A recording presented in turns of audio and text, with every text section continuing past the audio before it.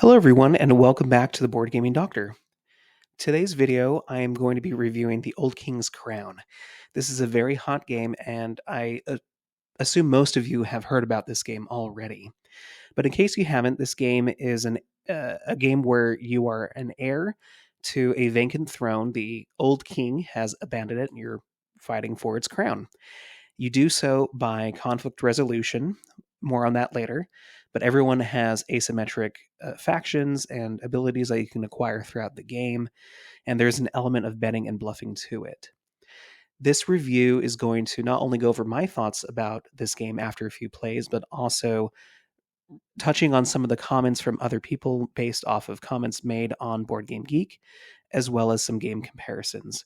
But next, let's talk about some mechanisms that stood out to me when playing this game. So, in this game, the crux of how you gain influence or points is by lane battling, essentially. You have three different regions, each with two locations, of which you are trying to have the highest power during a certain phase, the summer phase of the game. Everyone plays cards or, a single card or many cards, depending on the situation, to these locations, and depending on different abilities that you have, whoever has the highest number wins the region. So it's very similar to war in that regard. As I mentioned before, you have asymmetric factions. Everyone has and starts off with a similar deck. It's pretty much identical based off of the numbers that are on them and abilities as well. But there are different asymmetric abilities that you can do either just once during the game. There are additional cards that are specific to your faction that you can acquire. And of course, you have a deck of additional acquired abilities in the form of the kingdom cards, of which there are more than 50. I think there's around 60 or so. And you draft them, you bet for them, and attach them to your faction, which gives you abilities throughout the game that are different from game to game. Keep in mind that you can steal these from your opponents as well. All of that in addition to the very robust solo mode where you fight an Automa bot, essentially, with its own deck and tableau and different ways that interacts with the game in a very similar way to a player, but with some altered rules to make it still functional to play either by yourself, or you can add it to a multiplayer experience, and you can even play it cooperatively against the bot to hopefully score more points than it. So before I get into my own thoughts, let's talk about some game comparisons. And the highlighted game that I wanted to compare this to was to ARCS. This is the comparison that initially made me think about and want to try the Old King's Crown because, as you might have seen in past videos, I've really enjoyed ARCS. Both games are deemed chaotic by some or highly variable. I think both games offer an element of chance, of luck, as well as a lot of things going around, a lot of gears being turned, and a lot of player to player interaction both on the table and above it. Meaning, you're in the Old King's Crown, you're betting and bluffing against other people, trying to play the crowd essentially to get ahead. And ARCS has that as well. But like I said, mechanically, ARCS is a game based off of trick taking mechanisms as well as being a Space 4X style theme. And that's different than the Old King's Crown. You have more of a lane battling war type of game with the Old King's Crown. And, going further into my experiences, and I guess this kind of bridges the gap into my initial thoughts as well.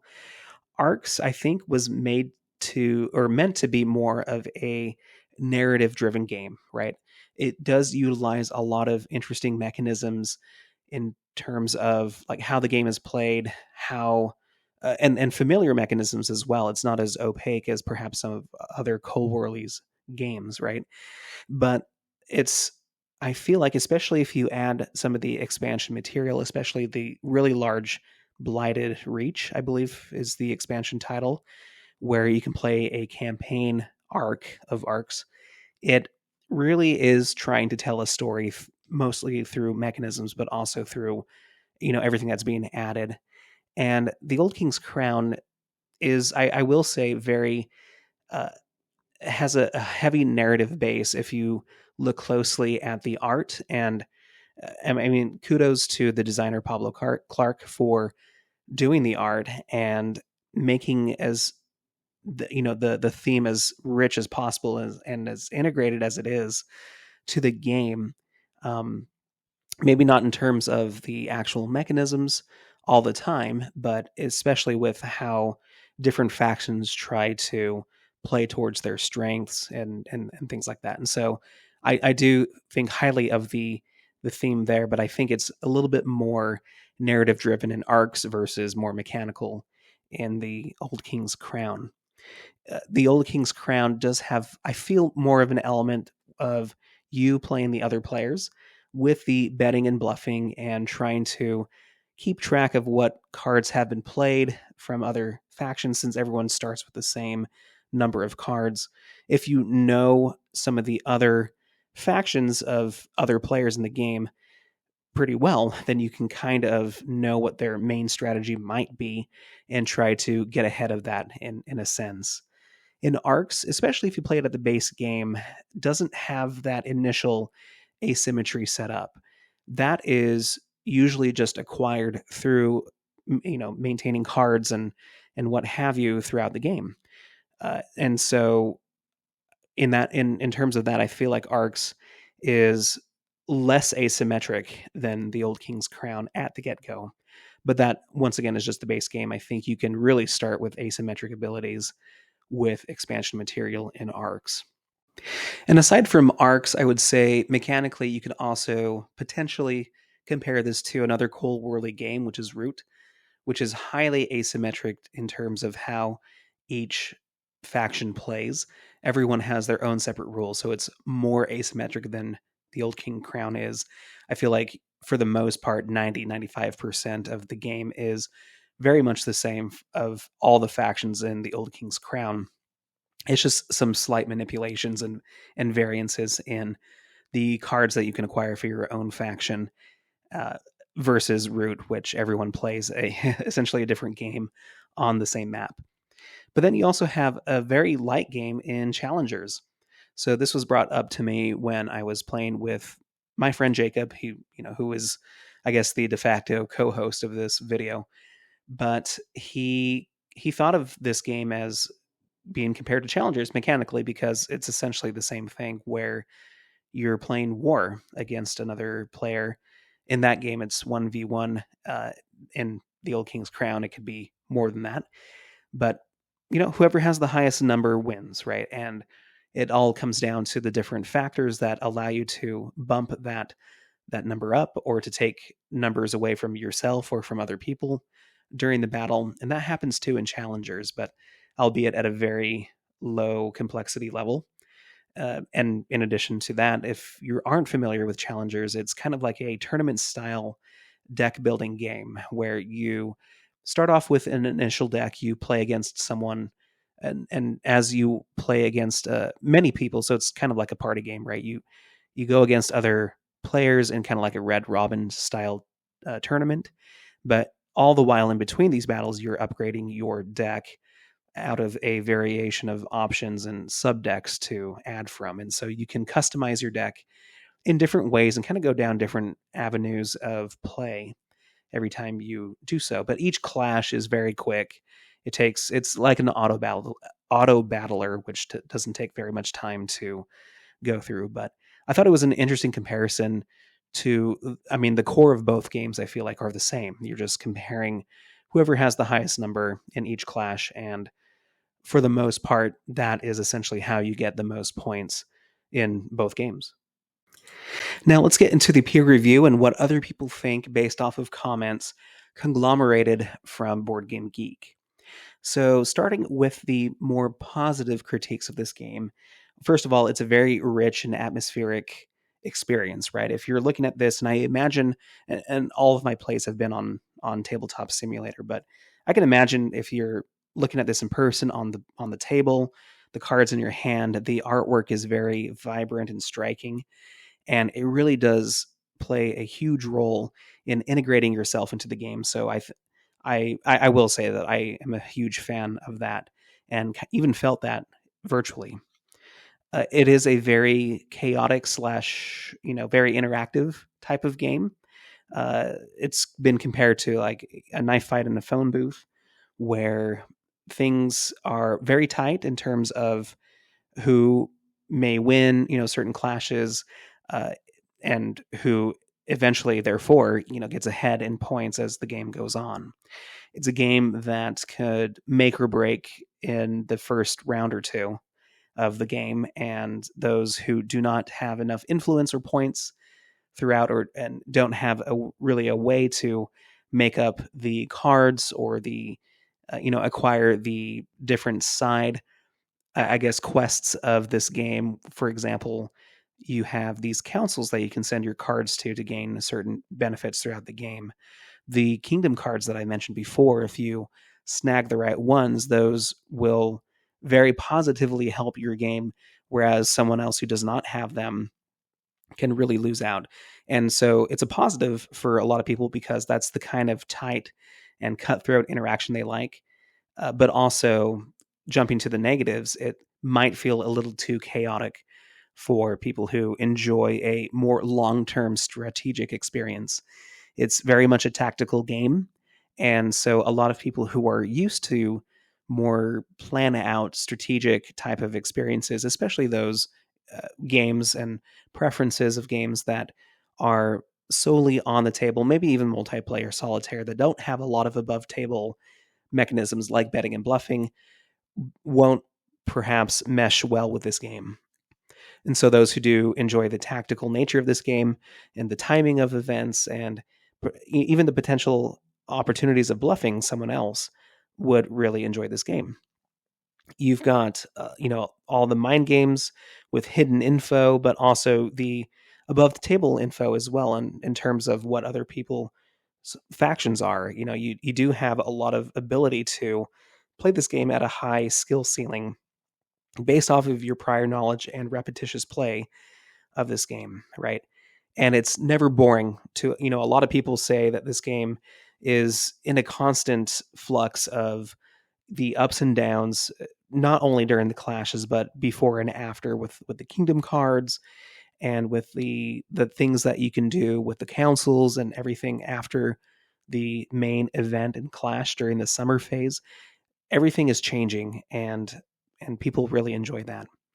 But in terms of more negative critiques, in addition to this game feeling a little too chaotic for more strategic players, a lot of people, it kind of came down to this dichotomous phrasing, where it's like it's too complex for casual play, too shallow for heavy gamers, it's too long for what it delivers, right? So, um, this game, I guess, to explain what as I was reading these comments, a lot of people felt like you were doing a lot of calculations and predictions, and setting up for what essentially was a 5-second flip and resolve in the summer phase, as you are resolving these clashes. And so, and the aftermath as well tended to lend itself to, like, a lot of things that were interesting to do, but didn't really equate to points that were given later on. That's, for, the negative critiques were kind of hedging towards that sentiment, that it was, just a little too complex for such a small payoff, essentially. Um, Too little control and agency, right? It's too chaotic, and too much, essentially too much randomness in terms of that.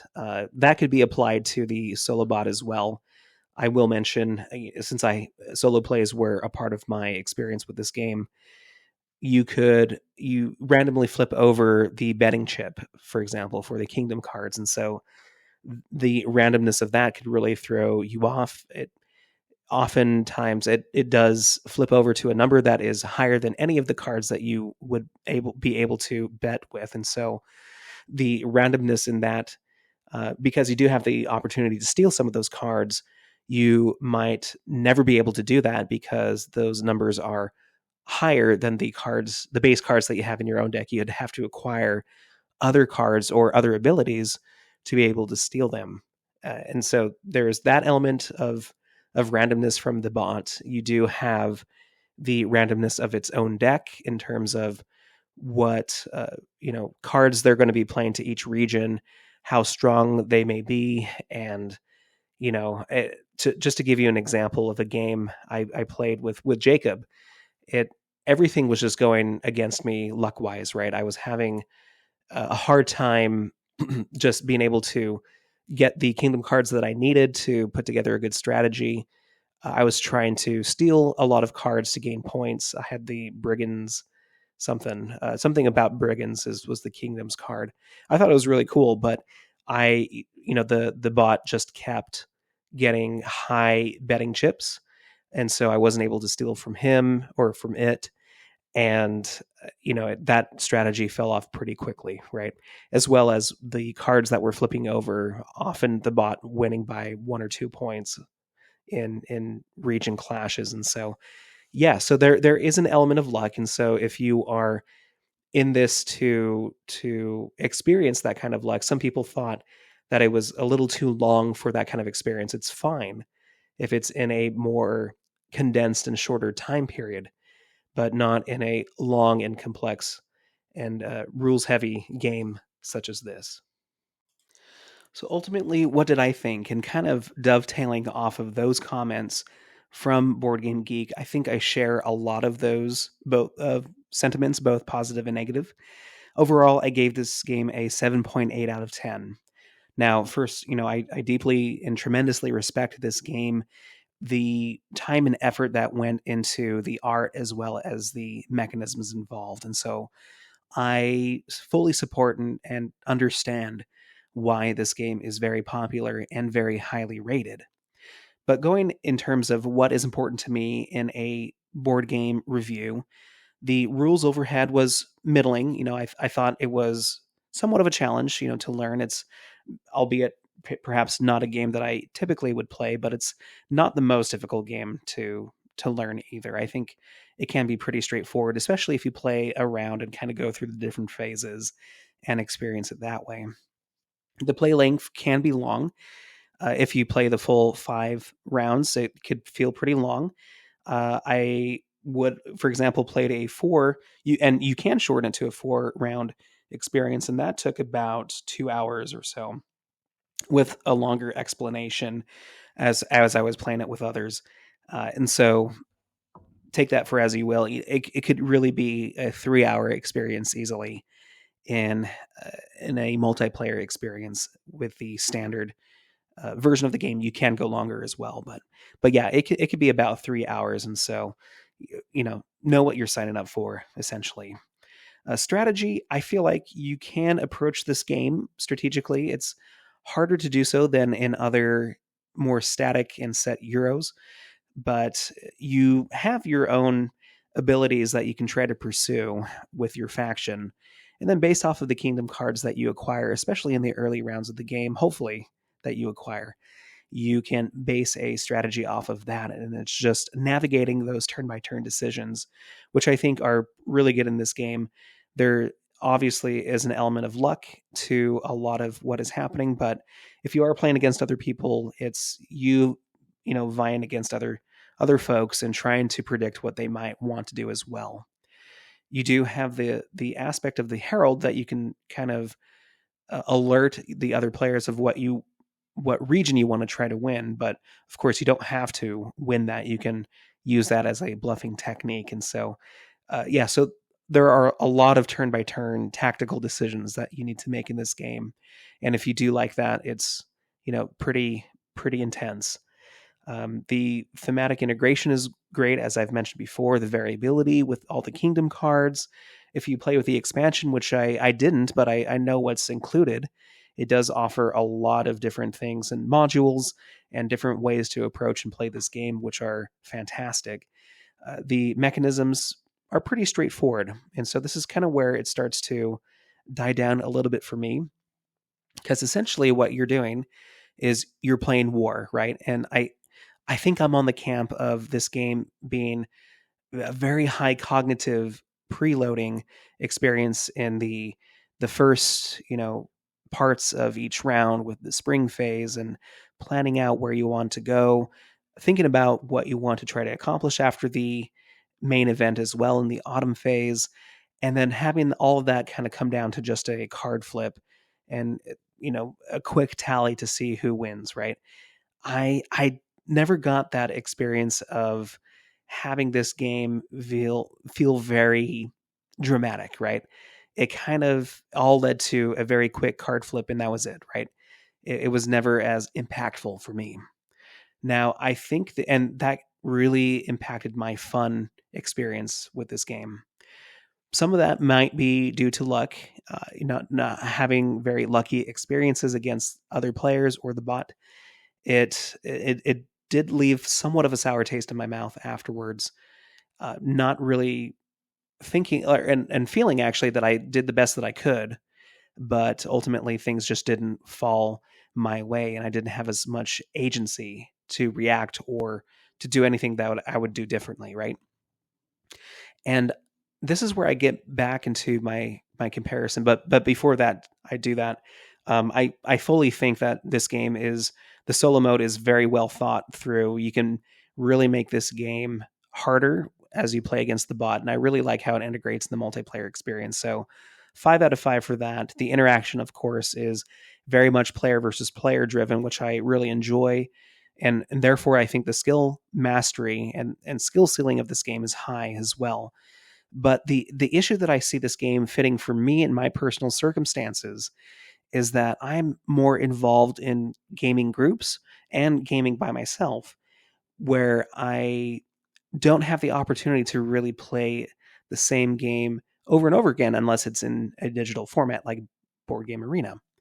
And so this game really benefits those who approach this at a more lifestyle type of experience. I think those who are willing to play, all the different factions multiple times and play with the same group, if not, play with other people who have the same skill level and experience with the game. I think that's where this game will really shine. The mechanisms aren't as not I won't say not as interesting, but the mechanisms aren't as complex as it might seem.